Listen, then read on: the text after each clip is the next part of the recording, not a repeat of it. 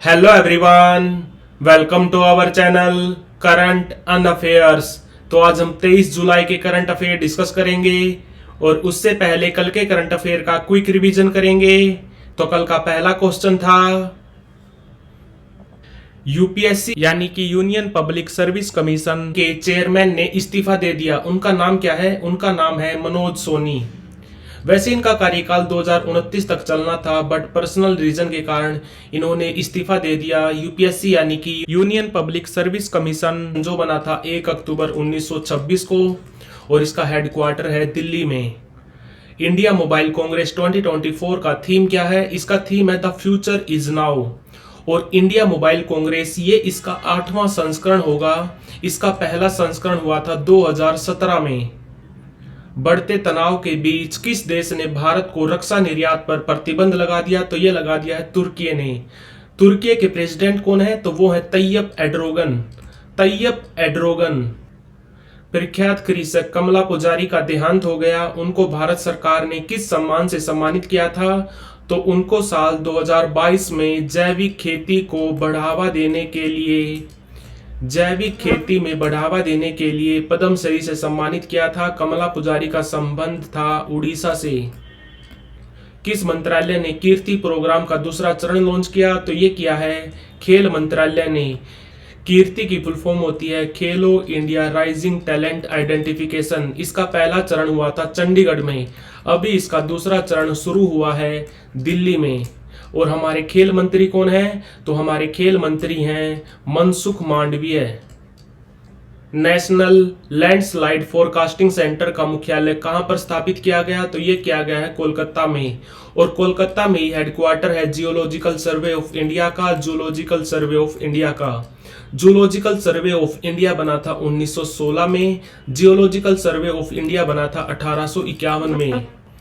भारत मानक ब्यूरो ने मानकीकरण को बढ़ावा देने के लिए किस संस्थान के साथ समझौता किया? तो ये किया है इंडियन इंस्टीट्यूट ऑफ साइंस के साथ, जो है बेंगलुरु में। कब बना था?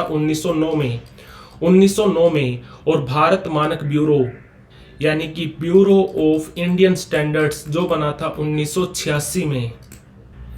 किस राज्य सरकार ने सिविल सेवा उम्मीदवारों को वित्तीय सहायता प्रदान करने के लिए एक योजना लॉन्च की है, जिसका नाम है राजीव गांधी सिविल्स अभयहस्तम? तो ये की है तेलंगाना की सरकार ने, जहां पर सीएम है रेवंत रेड्डी। इनकी पार्टी है कांग्रेस। और तेलंगाना अपना स्थापना दिवस मनाता है 2 जून को। ये आंध्र प्रदेश से अलग हुआ था 2 जून 2014 को। तो बढ़ते हैं आज की वीडियो की तरफ। आज का पहला क्वेश्चन है, हाल ही में भारतीय पुरुष फुटबॉल टीम के नए हेड कोच कौन बने? तो ये बने हैं मनोलो मर्कवेज। इनका संबंध है स्पेन से। और जो हमारी आईएसएल होती है इंडियन सुपर लीग, उसमें एक टीम है एफसी गोवा। एफसी गोवा के हेड कोच भी हैं मनोलो मर्कवेज। और बात करें अगर ऑल इंडिया फुटबॉल फेडरेशन की, तो ये कब बना था? 1937 में। और अभी इसके प्रेसिडेंट हैं कल्याण चौबे। बात करें अगर फीफा की, फीफा कब बना था? 1904 में। इसका हेडक्वार्टर है जूरिक में, जूरिक स्विट्जरलैंड में। और अभी इसके प्रेसिडेंट हैं गियानी इन्फेंटिनो। तो आंसर है इसका मनोलो मर्कवेज। हाल ही में किस टेनिस दिग्गज को international tennis hall of fame में शामिल किया गया? तो ये किया गया है लिएंडर पेस और विजय अमृतराज को। तो आंसर इसका डी। लिएंडर पेस और विजय अमृतराज ये पहले एशियन हैं जिनको international tennis hall of fame में शामिल किया गया है। लिएंडर पेस ने 1996 ओलंपिक्स में ब्रॉन्ज मेडल जीता था, ये भी याद रखना। और टेनिस की बात करें तो अभी थोड़े दिन पहले विंबलडन हुआ था। विंबलडन में पुरुष एकल का खिताब जीता है कार्लोस अलकराज ने। इनका संबंध है स्पेन से। महिला एकल का खिताब जीता है बारबोरा क्रिस्कोवा ने। बारबोरा क्रिस्कोवा का संबंध है चेक रिपब्लिक से। तो ये भी याद रखना। विंबलडन ग्रास सरफेस पे खेला जाता है, यानी कि घास पे खेला जाता है। और जो फ्रेंच ओपन होता है वो क्ले पे खेला जाता है। इसके अलावा ऑस्ट्रेलियन ओपन और यूएस ओपन ये दोनों खेले जाते हैं हार्ड सरफेस पे, ये भी याद रखना। तो आंसर इसका ए और बी दोनों, लिएंडर पेस और विजय अमृतराज पहले एशियन बने हैं जिनको international tennis hall of fame में शामिल किया गया है। हाल ही में मोटो जीपी इंडिया के ब्रांड एम्बेसडर कौन बने? तो ये बने हैं शिखर धवन, भारतीय क्रिकेटर शिखर धवन। तो आंसर है इसका बी। और आपको बता दूं, अभी थोड़े दिन पहले ग्रेट ब्रिटेन ग्रां प्री हुआ था। ग्रेट ब्रिटेन ग्रां प्री, इसको किसने जीता है? इसको जीता है लेविस हैमिल्टन ने। Lewis Hamilton. इनकी टीम कौन सी है? इनकी टीम है मर्सिडीज और इनका संबंध है ब्रिटेन से, ये भी याद रखना। तो आंसर है इसका शिखर धवन। हाल ही में राष्ट्रीय आम दिवस कब मनाया गया? आम का साइंटिफिक नेम क्या है? इसका साइंटिफिक नेम है मैग्नीफेरा इंडिका। Mangifera indica. राष्ट्रीय आम दिवस मनाया जाता है 22 जुलाई को। और आपको बता दूं, आम को किंग ऑफ फ्रूट भी बोला जाता है, यानी कि फलों का राजा भी बोला जाता है। इसकी 1000 से ज्यादा वैरायटी हैं। और आमों का राजा किसको बोला जाता है? आमों का राजा बोला जाता है हापुस आम को। कहां पर लगता है? यूपी में। और आमों की रानी बोला जाता है केसर आम को। केसर आम लगता है आंध्र प्रदेश में। तो आंसर इसका 22 जुलाई। और 22 जुलाई को ही मनाते हैं हम नेशनल फ्लैग डे। क्यों? क्योंकि हमारा जो तिरंगा है उसको हमने अपनाया था 22 जुलाई 1947 को। और भारत के तिरंगे का डिजाइन किसने बनाया था? तो वो बनाया था पिंगाली वेंकैया ने। पिंगाली वेंकैया ने। तो आंसर इसका 22 जुलाई। हाल ही में कौन सियाचिन ग्लेशियर में ऑपरेशनल रूप से तैनात होने वाली आर्मी एयर डिफेंस कोर की पहली महिला अधिकारी बनी? तो इनका नाम है सुप्रीता सिटी। इनका नाम है सुप्रीता सिटी। तो आंसर है इसका डी। और आपको बता दूं, प्रिया झिंगन ये भारतीय आर्मी की पहली महिला अधिकारी थी।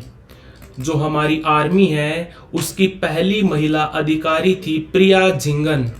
और गीतिका कौल ये हमारी आर्मी की पहली महिला मेडिकल ऑफिसर थी जिनकी तैनाती सियाचिन में हुई थी। सीमा राव ये हमारी आर्मी की पहली महिला कमांडो बनी थी। पहली महिला कमांडो बनी थी सीमा राव। और अभी अभी सियाचिन ग्लेशियर में ऑपरेशनल रूप से तैनात होने वाली आर्मी एयर डिफेंस कोर की पहली महिला अधिकारी बनी है सुप्रीता सिटी। और हम आर्मी डे मनाते हैं 15 जनवरी को। इस साल इसका ऑफिशियल सेलिब्रेशन हुआ था लखनऊ में। हमारी आर्मी के अभी थोड़े दिन पहले 30वें चीफ बने हैं जिनका नाम है उपेंद्र द्विवेदी। हाल ही में कहां विश्व विरासत समिति का 46वां सत्र शुरू हुआ?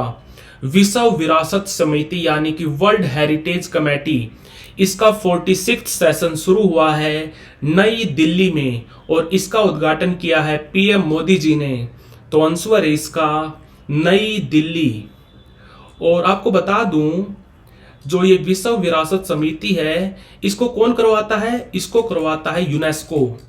यूनेस्को यानी कि United Nation Educational Scientific and Cultural Organization, जो बना था 16 नवंबर 1945 को। इसका हेडक्वार्टर है पेरिस में। डीजी कौन है? ऑड्रे अजोल। ऑड्रे अजोल, ये भी याद रखना। तो आंसर इसका नई दिल्ली। और ये पहली बार है जब विश्व विरासत समिति का कोई सत्र भारत में हो रहा है, ये भी याद रखना। इसका उद्घाटन किया था पीएम मोदी जी ने। ये 21 से लेकर 31 जुलाई तक चलेगा। हाल ही में PGI-MER भारत का पहला चिकित्सा संस्थागत संग्रहालय कहां स्थापित किया जाएगा? तो यह किया जाएगा चंडीगढ़ में। PGI-MER यानी कि post graduate institute of medical education and research. तो आंसर इसका चंडीगढ़। और हमारे हेल्थ मिनिस्टर कौन है? तो वो हैं जगत प्रकाश नड्डा। जगत प्रकाश नड्डा हमारे हेल्थ मिनिस्टर भी हैं और बीजेपी के प्रेसिडेंट भी हैं, ये भी याद रखना। और चंडीगढ़ वही शहर है जहां पर हमारे खेल मंत्रालय ने कीर्ति प्रोग्राम को लॉन्च किया था। कीर्ति प्रोग्राम का पहला चरण लॉन्च हुआ था कहां पर? चंडीगढ़ में। अभी दूसरा चरण लॉन्च हुआ है नई दिल्ली में, ये भी याद रखना। कीर्ति की फुल फॉर्म होती है खेलो इंडिया राइजिंग टैलेंट आइडेंटिफिकेशन। और हमारे खेल मंत्री कौन है? तो वो है मनसुख मांडविया। और चंडीगढ़ से आपको याद रखना है, चंडीगढ़ में है हरियाणा और पंजाब का हाई कोर्ट। अभी थोड़े दिन पहले हरियाणा और पंजाब हाई कोर्ट के नए चीफ जस्टिस बने हैं जिनका नाम है सील नागू। इनका भी नाम याद रखना, न्यायाधीश सील नागू। हाल ही में 350 साल बाद छत्रपति शिवाजी महाराज का हथियार बाघ नख लंदन से कहां लाया गया? ये कहां पर रखा हुआ था? ये लंदन में एक म्यूजियम है जिसका नाम है Victoria and Albert museum. Victoria and Albert museum में रखा हुआ था। अभी इसको लाया गया है शिवाजी म्यूजियम में। शिवाजी म्यूजियम है साउथ बॉम्बे में, तो आंसर इसका मुंबई। यह बागनक और इसी हथियार से छत्रपति शिवाजी महाराज ने सुल्तान अफजल खान को मारा था। सुल्तान अफजल खान कहाँ के सुल्तान थे? ये बीजापुर के सुल्तान थे, ये भी याद रखना। और छत्रपति शिवाजी महाराज को बोला जाता है father of Indian navy. Father of Indian navy भी बोला जाता है मराठा किंग छत्रपति शिवाजी महाराज को। हाल ही में कहा international centre of audit for local governance का उद्घाटन किया गया? तो ये किया गया है गुजरात में। गुजरात में कहा? राजकोट में। राजकोट में। और इसका उद्घाटन किसने किया? तो इसका उद्घाटन किया हमारे CAG ने, controller and auditor general of India. ये हमारे 14वें ऑडिटर जनरल ऑफ इंडिया हैं। इनका नाम है गिरीश चंद्र मुर्मू। गिरीश चंद्र मुर्मू। और CAG ये हमारे कौन से आर्टिकल में आता है? ये हमारे आर्टिकल 148 में आता है। और आजाद भारत के पहले CAG कौन थे? तो वो थे नरहरि राव। इनका भी नाम याद रखना। आजाद भारत के पहले CAG थे नरहरि राव। और अगर आपसे पूछे भारत के पहले CAG कौन थे? वो एक अंग्रेज थे जिनका नाम था एडमंड ड्रमोंड। एडमंड ड्रमोंड, ये भी याद रखना। और अगर आपसे पूछे आजाद भारत के पहले CAG तो वो थे नरहरि राव। और अभी कौन है? अभी भारत के 14वें CAG हैं गिरीश चंद्र मुर्मू। साल 2020 से यही है, तो आंसर इसका गुजरात। तो लाइक शेयर सब्सक्राइब।